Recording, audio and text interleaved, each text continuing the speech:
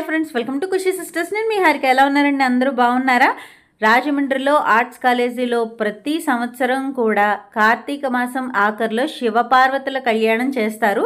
దాన్ని మనం చూడడానికి ఈ సంవత్సరం మనం చూడడానికి అయితే వచ్చేసాము. సో ఇక్కడైతే చూడండి, రథాన్ని ఎంత బాగా తయారు చేశారు. ఇక్కడేంటంటే అమ్మవారిని అయ్యవారిని తీసుకురావడానికి ఈ రథాలని ఉపయోగించారు. ఇవన్నీ చూస్తూ ఉంటే మనకి ఒక గుడి అట్మాస్ఫియర్ అయితే కనిపిస్తుంది. అండ్ అలాగే ఇక్కడ కూడా చూడండి, పూలతో ఎంత బాగా అలంకరించి చాలా బాగుంది కదా. వీటి మీదనే అమ్మవారిని అయ్యవారిని తీసుకురావడం జరిగింది. ఇలాంటివి మొత్తం 3 రథాలు తీసుకున్నారనమాట అండి. అంటే 3 రకాల వెహికల్స్ తీసుకుని దాన్ని మొత్తం కూడా ఇలా ఒకటేమో గుడి అట్మాస్ఫియర్ లాగా, ఇంకొకటేమో ఇలా పూలతో అలంకరించి, అండ్ అలాగే ఇక్కడ కూడా అన్నవరం సత్యనారాయణ స్వామి అవి పెట్టారు చూడండి. ఇక్కడ మీకు కనిపిస్తుంది. ఇదిగోండి, ఇక్కడ నుంచి వ్యూ అయితే మనం లోపల శివపార్వతుల కళ్యాణం చేసే ప్రదేశం ఇదని, దాని దగ్గరికే వెళ్ళబోతున్నాము. ఇంకోండి, ఇక్కడ అంతా కూడా చాలా బాగా ఒకసారి బస్ అంతా కూడా మీకు చూపిస్తాను చూడండి. అండ్ అలాగే ఇక్కడ పంతులు గారులు ఉన్నారు కదా, అక్కడ కూడా ఏంటంటే అమ్మవారిని అయ్యవారిని మనం విగ్రహాల రూపంలో ఇక్కడ దర్శించాం. ఇక్కడ కూడా తీర్థ ప్రసాదాలు అవి ఇస్తారు. అండ్ అలాగే ఇక్కడైతే ఈవినింగ్ 5కి ఇచ్చారు సకల దేవత అష్టోత్తరం పుస్తకం, అండ్ అలాగే ప్రసాదం లడ్డు ఉచితంగా ఇచ్చారు. ఆ తర్వాత ఇది 3వ రథము. ఇక్కడైతే మీకు నామాలు చూస్తే తెలిసిపోతుంది, ఇది వెంకటేష్. ఇప్పుడు మనం అయితే చిన్న తిరుపతి వెళ్ళబోతున్నాము. అక్కడ ఏ విధంగా అయితే ఉందో అంత బాగుందన్నమాట అండి. ఇక్కడ చూడండి, మొత్తం కూడా ఒక చిన్న సైజు గుడి ఇక్కడ పెట్టారు అన్నట్టుగా ఉంది. సో ఇక్కడైతే చూడండి, లోపలికి దేవుణ్ణి చూపిస్తాను. చూసారు కదండి, చాలా బాగుంది కదా. ఒకసారి మనందరం కూడా గోవిందా గోవిందా అనుకుని శివపార్వతుల కళ్యాణానికి అయితే బయలుదేరదాం పదండి. సో ఇప్పుడు మనం ఏంటంటే ఇక్కడ శివపార్వతుల కళ్యాణం చాలా మంది జనం ఉన్నారండి. ఎంతమంది జనం ఉన్నారంటే మొన్న లక్ష దీపోత్సవానికి, జ్వాలా తోరణానికి, వీటన్నిటినీ మించిన జనం ఇక్కడ శివపార్వతుల కళ్యాణం చూడడానికి వచ్చారు. సో చాలా బాగుంది. కళ్యాణం అంతా కూడా చూపిస్తాను చూడండి, చాలా బాగుందండి. కానీ ఏంటంటే మేము ముందుకు వెళ్ళి తీయడానికి లేదు, జూమ్ చేసి తీయాల్సి వచ్చింది. ఇక్కడ మీరు చూస్తున్నట్లయితే హిమాలయాల్లో శివుడు ఏ విధంగా ఉంటారో అంత అందంగా ఇక్కడ కళ్ళకు కట్టినట్టు మన ఎదురుకుండా ప్రత్యక్షమైనంత బాగా ఇక్కడ రూపుదిద్దారు. ఈవినింగే వచ్చేద్దాం అనుకున్నాము, కాకపోతే ఏంటంటే ఈయన ఊరు వెళ్ళేటప్పటికి సో ట్యూషన్స్ పిల్లలు అన్నీ ఉన్నాయి కదండి. సో అందుకని ఏంటంటే ఆయన వచ్చిన తర్వాత ట్యూషన్కి ఆయనకి అప్పచెప్పేసి ఇక్కడ ఇప్పుడైతే వచ్చాము. సో అమ్మ వాళ్ళైతే ముందు బయలుదేరిపోయారు. సో వాళ్ళైతే 6కి బయలుదేరిపోయారు, అంటే మెల్లిగా నడుచుకుంటూ రావచ్చని. ఇంకా ఇక్కడికి వచ్చేటప్పటికి ఇక్కడ మీరు చూసినట్లయితే తెలుస్తుంది, మొత్తం అన్నీ కూడా పిల్లలు ఆడుకునే బొమ్మలు ఇవన్నీ పెట్టారు. అలాగే తినడానికి కూడా అన్నీ ఉన్నాయండి. ఇక్కడ అన్ని రకాలు ఉన్నాయి, టిఫిన్స్ దగ్గర నుంచి స్నాక్స్ వరకు అన్ని రకాలు ఉన్నాయి బయట. తర్వాత ఏమో ఇక్కడ మనం ఆర్ట్స్ కాలేజీ ఎంట్రన్స్కి వచ్చాము. ఇక్కడ చూడండి, మీకే తెలుస్తుంది, ఇదంతా కూడా గేట్ అంటారు. సో మేము ఇటువైపు అయితే వెళ్ళలేదు, అమ్మ వాళ్ళు గేట్ 2 VIP గేట్ వైపు వెయిట్ చేస్తున్నారు. సో అందుకని అటువైపు వెళ్ళాము. ఇక్కడైతే జనాలు చూడండి, చాలా ఎక్కువ మంది ఉన్నారు. సో ఇక్కడ నుంచి అయితే వ్యూ అంతే కనపడుతుంది, కానీ జనాలు చూడండి మొత్తం అక్కడ అయితే చైర్స్ ఉన్నాయి. సో అవన్నీ కూడా ఫిల్ అయిపోయి ఇంకా ప్లేస్ లేక అందరూ నించున్నారు. ఇంకా మా పిల్లలు అయితే అంతసేపు ఎక్కడి నుంచి ఉంటారు చెప్పండి, అందుకని కింద కూర్చోబెట్టేశాము. ఇంకా ఇక్కడి నుంచి అయితే వ్యూ ఈ విధంగా ఉంది. సో చాలా దూరంగా ఉందండి, చాలా మంది ఎక్కువ మంది ఉన్నారు. అసలు చాలా మీకే చూస్తే తెలుస్తుంది. ఇంకా ఇటువైపు కాదని వేరే వైపు వెళ్ళి చూడడానికి ట్రై చేసాము. సో అటువైపు అయితే ఇంకొంచెం దగ్గరగా కనపడుతుందని. ఇక్కడ నుంచే వ్యూ ఎలా ఉందంటే ఇక్కడ 3 రకాల ఎంట్రన్స్లు పెట్టారు. సో ఫస్ట్ ఇది ఏంటంటే VVIP అనమాట. అంటే అక్కడ మీకు వైట్ గేట్ కనపడుతుంది కదా, దాని ముందు అనమాట VVIP. అండ్ మేము నించున్నదంతా కూడా VIP గేట్ ఎంట్రన్స్. అండ్ అలాగే మా తర్వాత మళ్ళీ మీకు మధ్యలో గేట్ అది ఎంట్రన్స్ ఉంటుంది. అక్కడ ఏంటంటే నార్మల్, ఇక్కడ మీరు చూసినట్లయితే ఇక్కడ శివుడికి అభిషేకం చేస్తున్నారండి. అండ్ అలాగే హారతులు, ధూపదీప నైవేద్యాలు అన్నీ అనమాట. పెద్ద పెద్ద బుట్టలతో పూలు అన్నిటినీ తీసుకొచ్చారు. పసుపు నీళ్లు, కుంకుమ నీళ్లు, గంధం నీళ్లు, విభూదులు, వీటిలన్నిటితో కూడా అభిషేకం చేస్తున్నారనమాట. ఇక్కడ చాలా బాగుంది చూడడానికి. ఈ శివపార్వతుల కళ్యాణం వెనకాల ఒక కథ ఉంది, అదేంటో కూడా నేను మీకు వీడియోలో చెప్తాను. సో స్కిప్ చేయకుండా ఫుల్ వీడియో అయితే చూడండి. ఇప్పటి వరకు మా ఛానల్ ఎవరైనా సబ్స్క్రైబ్ చేసుకోకపోతే please subscribe our channel. So ఇక్కడైతే మనం చూసినట్లయితే చాలా ఘనంగా నిర్వహించారనమాట అండి. చూడండి, అలా అభిషేకం చేస్తూనే ఉన్నారండి. మేము వచ్చిన దగ్గర నుంచి కళ్యాణం ముందు వరకు కూడా అలా కంటిన్యూస్గా అభిషేకాలు చేస్తూనే ఉన్నారు. సో ఈ అభిషేకాలు చేస్తున్నప్పుడు వెనకాల మీకు అఘోరాలు కనపడ్డారు కదండి. సో వాళ్ళందరూ కూడా ఏంటంటే వెనకాల వచ్చే శివుడి పాటలకి అలా కంటిన్యూస్గా డ్యాన్స్ చేస్తూనే ఉన్నారు. సో చాలా బాగుంది చూడటానికి. మనం అఘోరాలని మామూలుగా ఇలా నడిచి వెళ్ళడం ఇలాగే చూస్తాము, కానీ ఇక్కడ ఆ శివుణ్ణి మెప్పించడానికి వాళ్ళు చేసే నృత్యం చాలా బాగుంది. ఇక్కడ బ్యాక్గ్రౌండ్ డిజైన్ కూడా చూస్తూ ఉంటే హిమాలయాల్లో శివుడు ఏ విధంగా ఉంటాడో అలాగే మన కళ్ళ ముందుకు ప్రత్యక్షమైనట్టు ఉంది. ఇక్కడ చూడండి అఘోరాలు డాన్స్ చేశారని చెప్పాను కదా, నృత్యాలు అవిని. ఇక్కడ చూడండి శివుణ్ణి మెప్పించడానికి ఎంత బాగా చేస్తున్నారో. ఈ కార్యక్రమం చేసుకునే వాళ్ళతో పాటు మనందరం కూడా బాగుండాలని మన 2 అరచేతులు కూడా దేవుడి వైపు చూపిస్తూ ఒక మంత్రం చెప్తూ మనకి కూడా చెప్పించారనమాట అండి. అందరినీ కూడా చెప్పమన్నారు. సో ఆ విధంగా ఏంటంటే దేవుడు మన రేఖల బట్టి మనకు అన్ని రకాలుగాను, అంటే ఐశ్వర్యాలు కానీ, ఆయుష్ కానీ, సంపదలు కానీ అన్ని రకాలుగా కూడా బాగుండాలని అక్కడ మంత్రం అయితే చెప్పించారు. అలాగే ఆడవాళ్లకు కూడా పార్వతీదేవి అనుగ్రహం ఉండాలని, మాంగళ్య బలం గట్టిగా ఉండాలని మన మంగళసూత్రాన్ని పట్టుకుని దానికి కూడా మంత్రం చదివించారనమాట. అందరి చేత చెప్పించారు కూడా, అందరికీ కూడా మంచి జరగాలని. ఆ తర్వాత ఈ కళ్యాణం ఇక్కడ జరుగుతున్న టైంలో అందరికీ కూడా పేపర్స్ ఇచ్చారండి. ఆ పేపర్స్ ఏంటంటే ఓం నమ శివాయ అనే మంత్రాన్ని మొత్తం ఆ పేపర్ నిండా ఒక 1000 సార్లు రాసేటట్టు ఆ పేపర్లు కూడా ఇచ్చారు. సో అందరూ కూడా అవన్నీ రాసి వాళ్ళకి మళ్ళీ ఇచ్చేసారనమాట. అంటే దేవుడి పాదాల దగ్గర పెట్టడానికి మళ్ళీ తిరిగి ఇచ్చేశారు వాళ్ళకి. మాకైతే ఆ పుస్తకం కానీ, లడ్డు ప్రసాదం కానీ, లేదా అక్కడ రాయమన్న ఓం నమ శివాయ అనే పేపర్స్ కానీ మాకు ఏవీ దొరకలేదండి నాకు తెలిసి. ఎందుకంటే మేము చాలా లేటుగా రావడం జరిగింది కదా, సో అందుకని మా దాకా రాలేదు అవన్నీని. కానీ ఆ పార్వతీ పరమేశ్వరుల కళ్యాణం చూడడం కన్నా మహద్భాగ్యం ఏముంటుందని చెప్పండి, అది మాత్రం మాకు దక్కింది.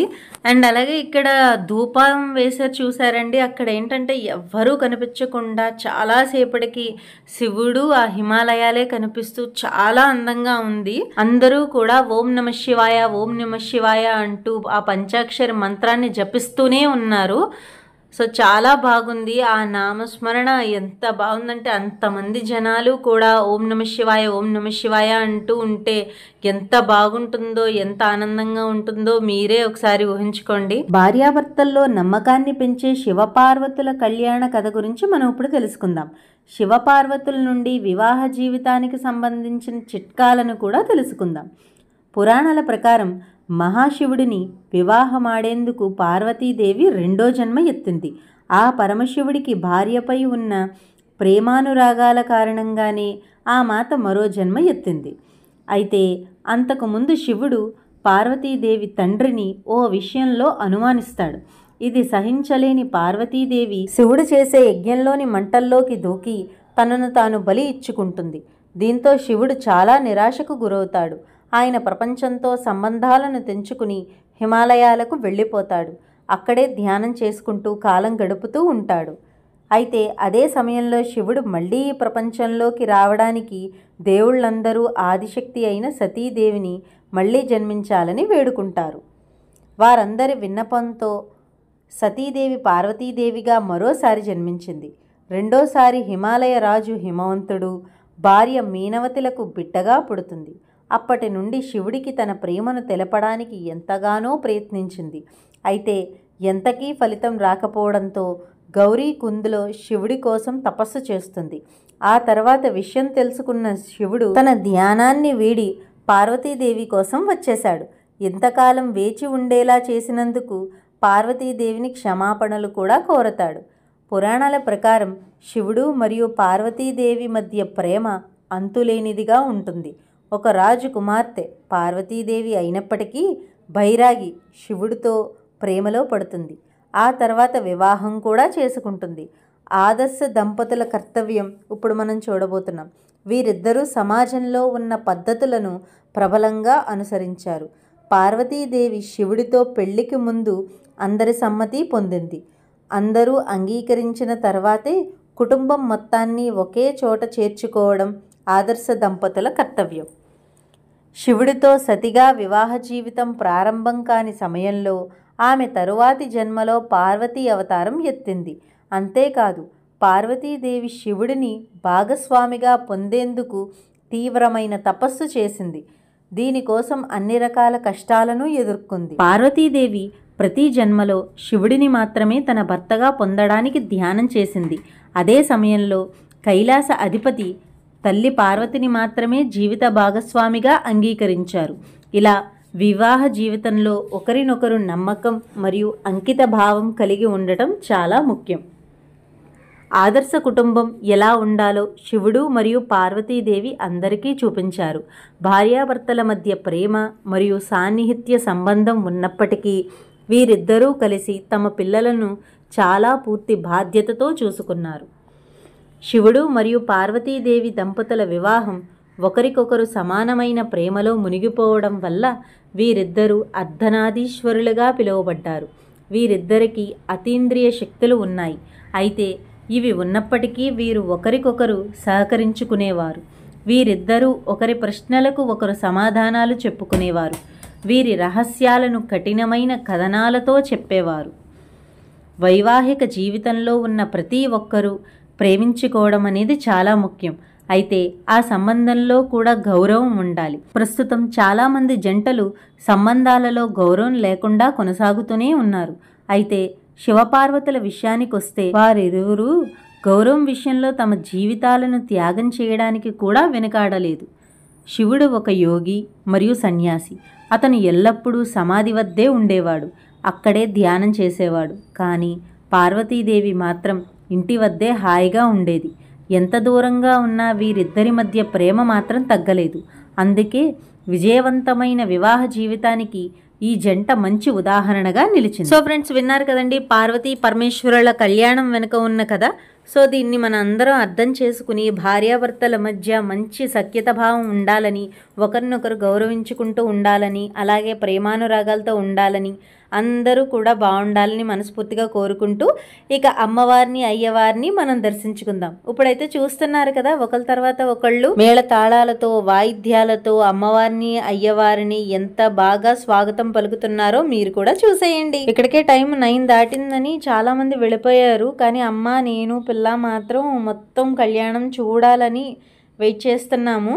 సో ఇక్కడైతే చూడండి, అమ్మవారు వస్తున్నారు. మొదటగా ఇగోండి, ఇక్కడ మేళ తాళాలతో వాయిద్యాలతో ధూపాలతో అంగరంగ వైభవంగా తీసుకొస్తున్నారు. మధ్యలో పూలు అవి జల్లుతూ చాలా అందంగా ఉందండి. పూలమాలతో ఎంత బాగా డెకరేట్ చేశారో మీరే చూడండి. ఎంత అందంగా ఉన్నారో పార్వతీదేవి అమ్మవారు. 2 కళ్ళు సరిపోవు అన్నమాట చూడడానికి, అంత అందంగా ఉన్నారు.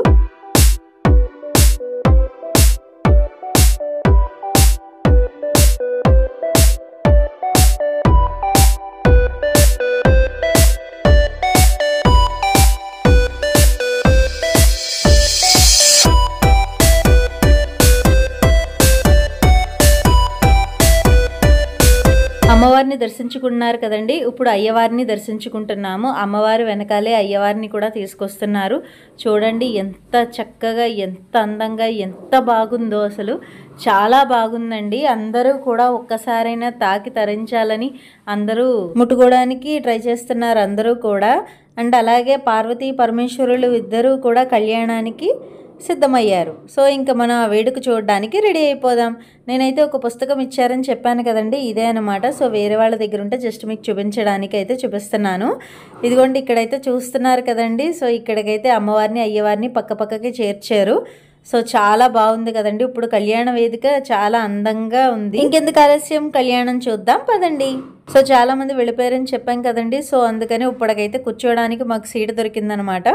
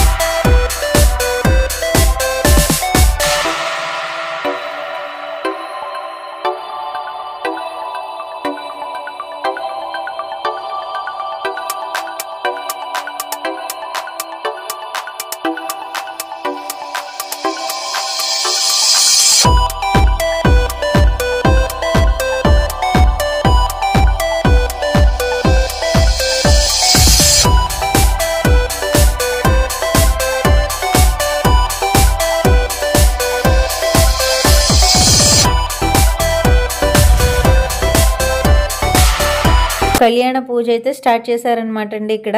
సో ఏంటంటే యజ్ఞోపవీతం, ఆభరణార్థం, అలాగే వస్త్రం అన్నీ కూడా దేవుడికి పెడుతున్నారనమాట. ఇదిగోండి ఇక్కడ చూపిస్తున్నారు చూడండి, అయ్యవారివి అమ్మవారివి బట్టలు ఇక్కడ చూపిస్తున్నారు మనకి. అలాగే కాళ్ళు కడగడం, కన్యాదానం అన్నీ కూడా చేయించారండి. అన్నీ కూడా ఇక్కడ చూపిస్తున్నాను, కానీ జూమ్ చేయడం వల్ల కొంచెం బాగా క్లారిటీగా లేదండి, కానీ చూపించడానికి అయితే ట్రై చేస్తున్నాను.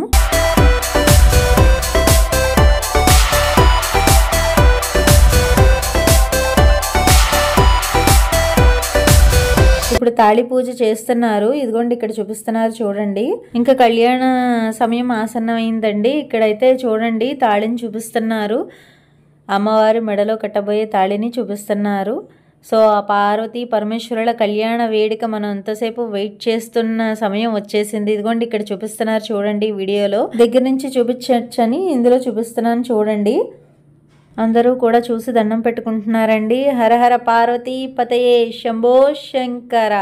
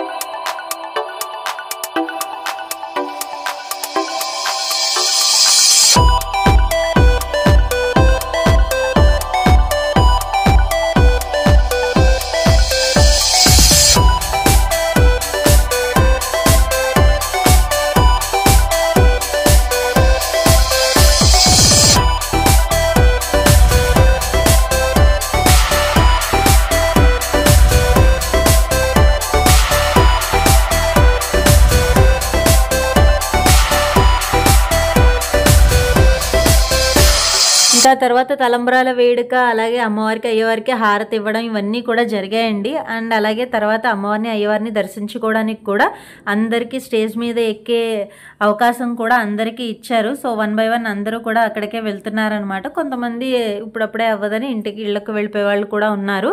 సో ఇదండి పార్వతీ పరమేశ్వరుల కళ్యాణం. అంత చక్కగా, అంత అంగరంగ వైభవంగా, అంత ఆనందంగా జరిగింది. చాలా అద్భుతంగా అనిపించిందండి మాకైతే. సో 2 కళ్ళు సరిపోలేదు అసలు చూడడానికి, అంత బాగుంది. సో ఫ్రెండ్స్ చూసారు కదండి పార్వతీ పరమేశ్వరుల కళ్యాణం ఇంత బాగా జరిగింది. సో మా వీడియో అయితే మీకు నచ్చింది అనుకుంటున్నాను. సో నచ్చితే కనుక ఒక లైక్ ఇచ్చి, కమెంట్ ఇచ్చి, షేర్ చేస్తూ సబ్స్క్రైబ్ చేసుకోవడం మర్చిపోకండి. Bye bye.